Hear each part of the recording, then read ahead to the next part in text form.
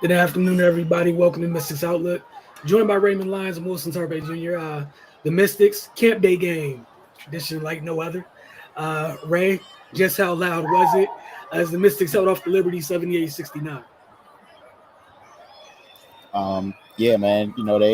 They got the win after a slow start. The Liberty jumped out to a 12-0 lead.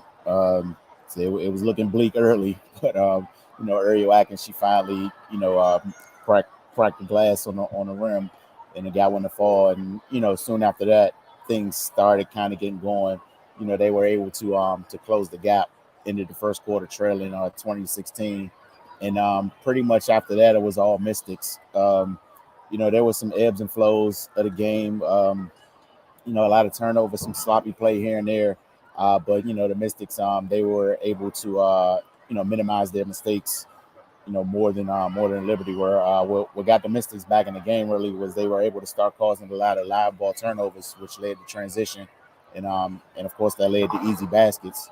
So that kind of held them down through that rough period until they were able to kind of get into the half court and get things going. The Liberty early on, their 3-point shooting was, it was kind of overbearing really for the Mystics.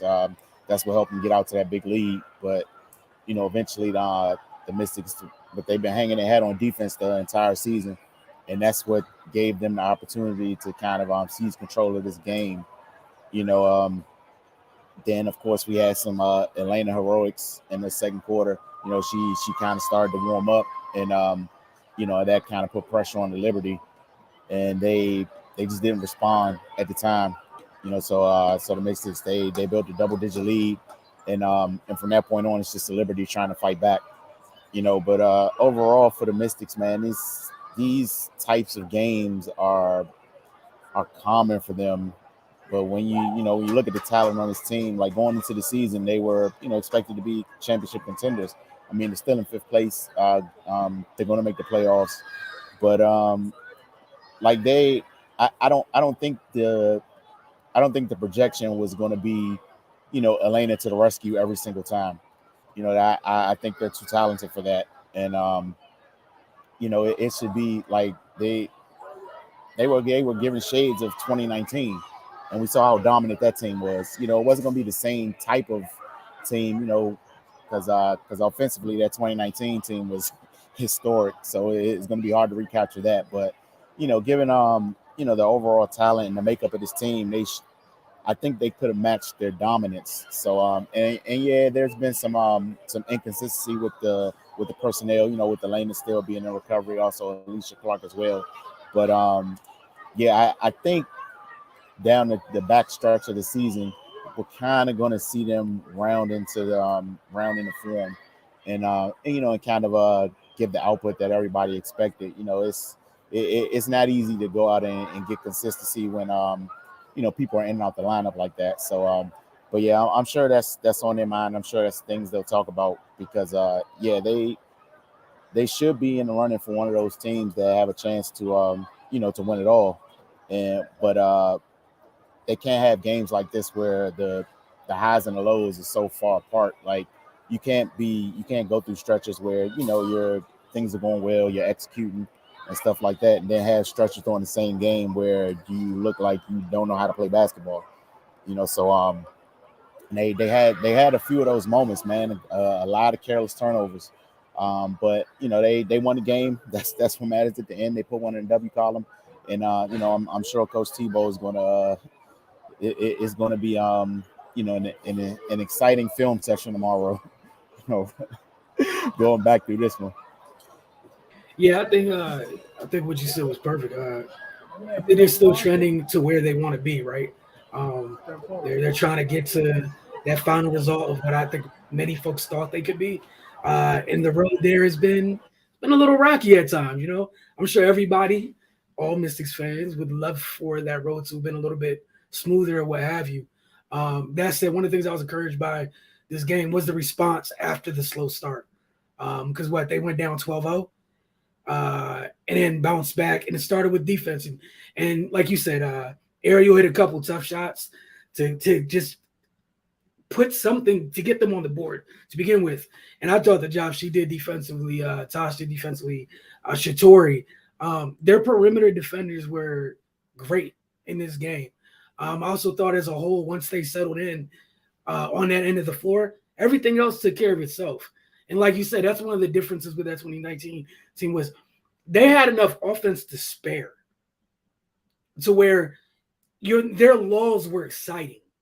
Like their laws were just like, oh, instead of going on a 15-0 run, it might be an 8-0 run. That was their law. Like that was bad for them. That was those were the you talk about the ebbs and flows of the peace and valleys versus this group where they're still trying to find it, but defensively is what I was encouraged by. I love the fact that during the third quarter when New York made it clear that Elena wasn't going to be the one to continue beating them.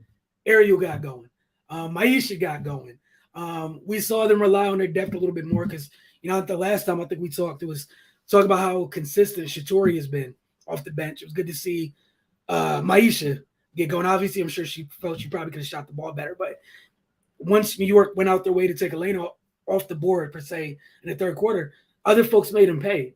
Once Ariel got going, then it was like, can't really afford to still send two at Elena if Ariel's getting going. And, we saw them figure things out. But, man, those moments where the what are we doing? Is this basketball moments? They are increasing. They are so maddening when watching them because it's just like, what are y'all doing?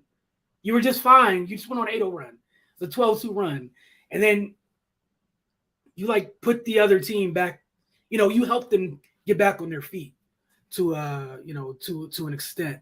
Anything else you want to add? You want to get to player of the game? No, we can go ahead and go to player of the game. It's obviously Elena. Yeah, man, it got to a point where she made it.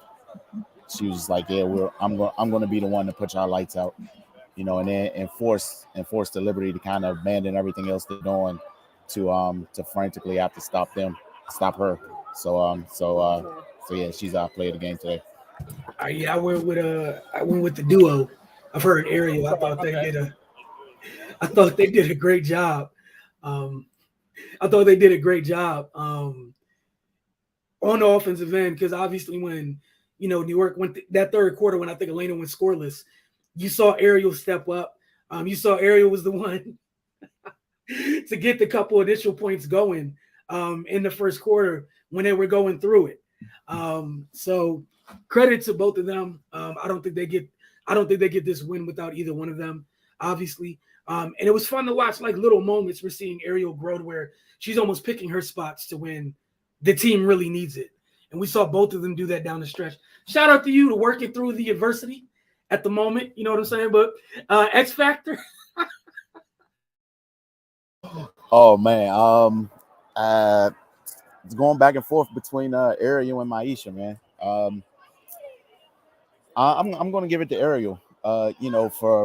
Because she kind of got them started on the offensive end tonight, and she was there late as well. So she without those two stretches from her, this game is probably a lot different. Because they couldn't throw a rock in the ocean to get the game started. And like you said, man, the opening shot she hit, it wasn't like they was wide open off sets. She had to go get it. So yeah, man, I'll give Ariel a nod tonight. Yeah, I'm not mad at that at all. It was definitely some, hey, we need a bucket. Somebody go get one. And the first 4 points were, all right, I'm going to go get a bucket. It's going to be really tough, but I'm going to get us something. My fact, I just want Maisha since I split it for player of the game. I tried to make it easy for myself. I thought she did a good job making the Liberty pay for what they were trying to do defensively. At times, to corral Elena, to corral Ariel at times. We saw them with some of the bigs, yeah, Maisha's technically a big, but if you're going to close out to her and you have limited foot speed, she did the right thing in putting the ball on the floor and attacking. We saw at times she missed a couple of threes. I like the fact that, something, I don't know, somebody said something or what have you. As the game went on, it was, hey, I'm going to put this thing on the floor. I'm lowering my shoulder, and I'm going to the basket. And it paid off. The 13 points were definitely needed in a back-and-forth game like this, like you said.